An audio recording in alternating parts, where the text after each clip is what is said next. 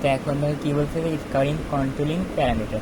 Parameters বলতে আমরা মূলত বুঝবো টেম্পারেচার, টাইম, পেস, মানে একটা প্রক্রিয়ার ক্ষেত্রে স্কোরিং একটা প্রক্রিয়া, তাই না? তো কী বলবো, এই যে প্রক্রিয়ার ক্ষেত্রে টাইম কত লাগবে, ওই প্রসেসটা করতে, মানে স্কোরিং প্রক্রিয়াটা করতে আমার তাপমাত্রা কত রাখতে হবে, টাইম কত লাগবে।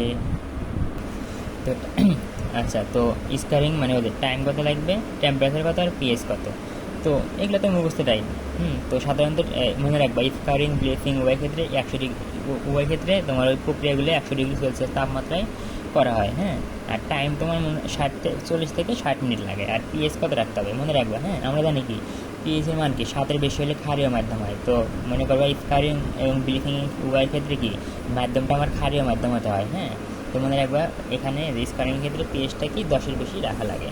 তো এখন দেখো chemical required to control PS, মানে স্কোরিংয়ের সময় তোমার পিএস কন্ট্রোল করার জন্য তোমার কী কী কেমিক্যাল লাগবে। তো এই যে সোডিয়াম হাইড্রোক্সাইড লাগবে এত গ্রাম পার লিটার, তারপর ডিটারজেন্ট লাগবে মানে এত থেকে এত গ্রাম পার লিটার, এরকম। এগুলো মুখস্থ পারলে এখন সব ক্রিস মার্ক। এখন কি দেখো ক্রিস মার্ক, ক্রিস ক্রিস মানে ভাঁজ হয়ে যাওয়া, ক্রিস মানে ভাঁজ। ক্রিস মানে কি ভাঁজ হয়ে যাওয়া। আর মার্ক মানে কি চিহ্ন, মার্ক মানে চিহ্ন বা দাগ। হ্যাঁ, তো দেখবা তোমার শার্ট প্যান্ট কী হয়ে যায়, শার্ট অনেক সময় মানে কটনের শার্টগুলো কী হয়ে যায়, শার্টগুলো ভাঁজ হয়ে যায়, তাই না? ভাঁজ হয়ে তোমার কি দাগ পড়ে যায়। যেমন এখানে খেয়াল করে যে ভাঁজ হয়ে গেছে, হয়ে যায় একটু দাগ পড়ছে, তারপরে কি এরকম। তো যে ক্রিস মানে ভাঁজ হয়ে যাওয়ার পরে যে দাগটা পড়ে ওটাকে আমি বলি মার্ক মানে দাগ বাঁচে না, ক্রিস মার্ক। হ্যাঁ, তার মানে ক্রিস মানে ভাঁজ হয়ে যাওয়া। তো যে আমরা যে মনে করি মেশিনের ভিতরে কী দিলাম, ফ্যাব্রিক দিলাম না, মেশিনের ভিতরে যে ফ্যাব্রিকটা দিলাম, হ্যাঁ, ওখানে কিন্তু তোমার যদি ভালোভাবে নিয়ন্ত্রণ করতে না পারি তাহলে ফ্যাব্রিকটা ভাঁজ হয়ে যাবে। ফ্যাব্রিকটা ভাঁজ হয়ে যাওয়ার পরে কী বলো তো, একটা দাগ পড়বে, ওই দাগটাকে বলে আমি ক্রিস মার্ক। হ্যাঁ, তো দেখো আমরা যখন ফ্যাব্রিককে ডাইং করি, একটা মেশিন দেখালাম না, ওইরকম ওই মেশিনের ভিতরে কী করলাম বলো, স্কারিং আর হলো ব্লিচিং করলাম। তেমনি ঠিক ওইরকম টাইপের মেশিনের ভিতরে আমরা কী করি, ডাইং করতে পারি, মানে রং করতে পারি। হ্যাঁ, আর ওই মেশিনের ভিতরে বিভিন্ন ধরনের পার্টস থাকে, বিভিন্ন ধরনের পার্টস থাকে। হ্যাঁ, তো আমার মেশিনের ভিতরে কী হয় বলো তো, ফ্যাব্রিকটা কিন্তু মেশিনের ভিতরে ফ্যাব্রিকটা ঘোরে। তো ফ্যাব্রিকটা ঘোরার সময় এই যে মনে করে যে এটা মেশিনের পার্টসের সাথে ফ্যাব্রিকের কী হয়, সংঘর্ষ হওয়ার কারণে আমার কি এই ক্রিস মার্কটা পড়ে যায়। একটা কথা দেখো, থার্মাল শক মানে কি হুট করে, মানে হঠাৎ করে তাপমাত্রা বাড়া অথবা কমা, মানে ছিল 50°, হুট করে মনে করে একটু পর কি 80° হলো, মানে এরকম হুট করে মানে হঠাৎ করে তাপমাত্রা বেড়ে যাওয়া অথবা কমে যাওয়া, বাড়া অথবা কমা, তাকে আমি বলতেছি থার্মাল শক, মানে হঠাৎ করে বাড়বে অথবা কমবে। হ্যাঁ, মনে করো ছিল 100°, হঠাৎ করে 170° হলো, এরকম হঠাৎ করে তাপমাত্রা বাড়া এবং কমাটাকে বলতেছি আমি থার্মাল শক। হ্যাঁ, কোশ্চেনে কিন্তু বলে দিবে যে মানে এরকম থার্মাল শক না বলে দিয়ে বললো যে 60° থেকে তাপমাত্রা হয়ে গেলে 70°, মানে তার মানে কি হঠাৎ করে হয়ে গেছে, তার মানে ওখানে বুঝবা যে তোমাকে থার্মাল শক বলেছে। আচ্ছা, গ্রেডিয়েন্ট মানে কি যে সময়ের সাপেক্ষে তাপমাত্রা বাড়ানো অথবা কমানো।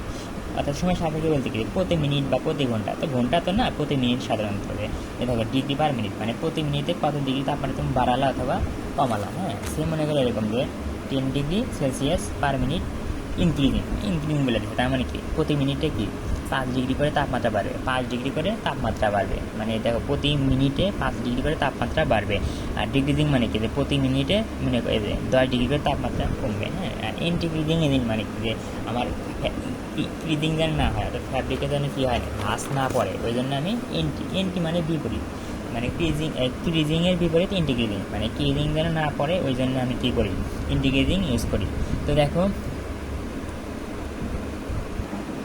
কেন ক্রিজ মার্ক পড়ে, ক্রিজ মার্ক কেন সৃষ্টি হয়। তো মেকানিক্যাল ফ্রিকশন, মেকানিক্যাল মানে মেশিন থেকে আসছে, মেকানিক্যাল মানে মেশিন সংক্রান্ত। ওই যে মেকানিক্যাল ফ্রিকশন মানে মেশিনের সাথে কি আমার ফাইবারের সংঘর্ষ হয়। থার্মাল শক মানে যদি তাপমাত্রা হুট করে বাড়ে অথবা হুট করে কমে তাহলে আমার ক্রিজ মার্ক পড়ে। তারপর ফ্যাব্রিক ওভারলোড, মানে আমি যদি বেশি পরিমাণে ফ্যাব্রিক দিই তাহলে বেশি পরিমাণে ফ্যাব্রিক দিলে কি ফ্যাব্রিক যদি মেশিনের ভিতর দিই তাহলে কি আমার ক্রিজ মার্কটা পড়বে আর কি। মানে দেখো বেশি পরিমাণ ফ্যাব্রিক দিলে মানে ফ্যাব্রিকটা ঠিক মতো ঘুরতে পারবে না, যদি একটা ভাঁজ হয়ে থাকে, মানে জমা হয়ে কিছুক্ষণ দেখবে একটা জিনিস, একটা কাপড় যদি কিছুক্ষণ এরকম জমা করে রাখো তাহলে কিন্তু ভাঁজ হয়ে যায়, তাই না? আচ্ছা, এখন রেমিডিস বা প্রিভেনশন। রেমিডিস মানে কীভাবে তোমার এই ক্রিজ মার্ক দূর করা যায়, মানে ক্রিজ মার্ক যেন না পড়ে। তো মেশিন স্পিড আর ফ্যাব্রিক স্পিড, আমরা জানি কি ফ্যাব্রিকটা তো এরকম মেশিনের তো ঘোরে, তো মেশিনের স্পিডের সাথে যেন ফ্যাব্রিকের স্পিডটা কি একদম মানে ব্যালেন্স, মানে কী বলবো মানে আর কি সামঞ্জস্য থাকে আর কি। তারপরে টেম্পারেচার যেন হুট করে না বাড়ে, অর্থাৎ তুমি আস্তে আস্তে তাপমাত্রা বাড়াতে পারো অথবা আস্তে আস্তে তাপমাত্রা কমাতে পারো, হুট করে তাপমাত্রা বাড়াবে না বা কমাবে না। আর বাই ইন্টিগ্রেটিং এজেন্ট, এটা আমরা বললাম।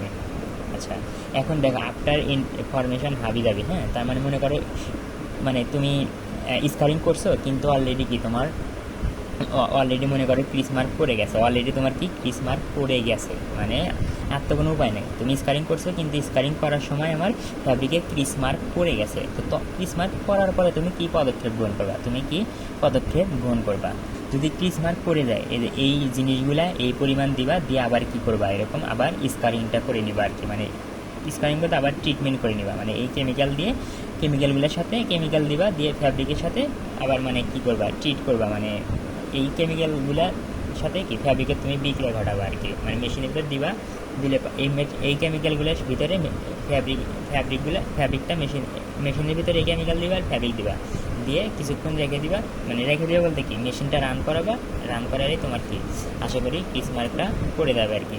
তো শর্ট নোট আসলে এমনি বলবা যে ক্রিস মার্ক কেন, এটা তো আমি বলছি যে ফ্যাব্রিকের উপর যে দাগটা দেখা যায় ওটাকে বলা হয় ক্রিস মার্ক। হ্যাঁ, এখন দেখো সেলুলোজিক ফাইবার বলতে কটন হলে কি একটা সেলুলোজিক ফাইবার, কটন ফাইবার হলে কি আমার সেলুলোজিক ফাইবার। হ্যাঁ, সেলুলোজিক মানে কি যে আচ্ছা সেলুলোজ, তাই না?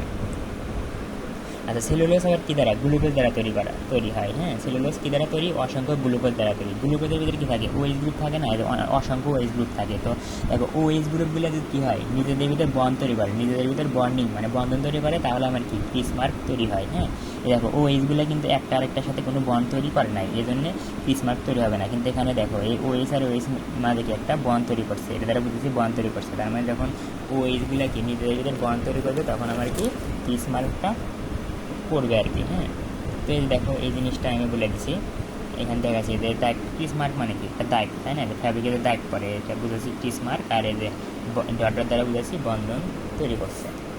তো দেখো এটা কি describe reasons of variation of chemicals and auxiliaries in scouting. হ্যাঁ, মনে রাখবা কেমিক্যালস আর অক্সিলারিজ কিন্তু এক না, ওটা আসলে লাগে না ওরকম, মানে বুঝাচ্ছি যে কেমিক্যালগুলো আসলে তোমার মানে কেমিক্যাল কখন বেশি লাগে আর কেমিক্যাল কখন কম লাগে, এটাই বুঝাইছে যে ভ্যারিয়েশন মানে পার্থক্য বা কম বা বেশি, মানে কেন কখন কোন ক্ষেত্রে মানে স্কারিং যে করতেছো কোন ক্ষেত্রে তোমার বেশি পরিমাণ লাগবে কেমিক্যাল লাগবে আর কোন ক্ষেত্রে কম পরিমাণ কেমিক্যাল লাগবে।